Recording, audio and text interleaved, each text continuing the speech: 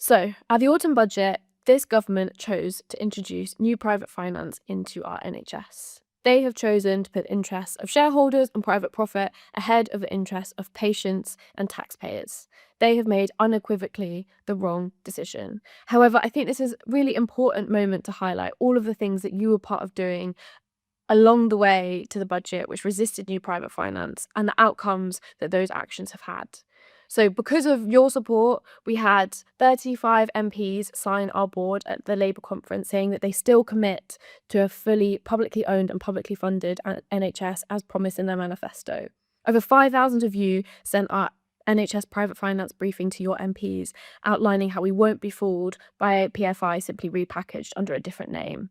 You enabled us to work with 40 Labour MPs to send a letter directly to Rachel Reeves asking her to drop new PFI plans. And you also enabled us to coordinate a letter with over 50 accounting and finance experts outlining how new PFI is not the fiscally responsible choice.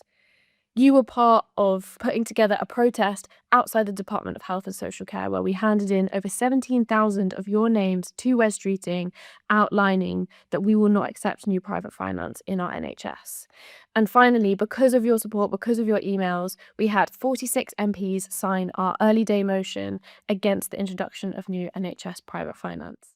And because of all of these things, one of the things that we've achieved is that there is now a growing number of MPs who are ready and willing to express disagreement with the government's position on private finance and make it clear that they do not agree with it.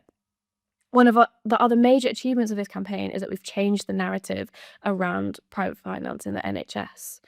I think the government were probably hoping to sneak this through under the radar, but we've really brought it to the fore. And with coverage in the BBC and The Guardian, we've been part of highlighting how this new private finance is a betrayal of Labour's manifesto promise that the NHS will always be publicly owned and publicly funded. We've brought to the fore the fact that many Labour MPs do not agree with new private finance.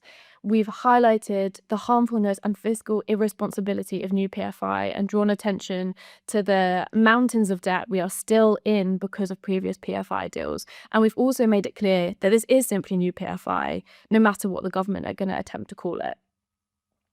And finally, we've reduced the harm that these PFI deals could have had. Because of this resistance, because of this media attention, because of the mass mobilisation to make it clear just how bad a decision new private finance is, the government cannot be as free with private finance deals as they might have been.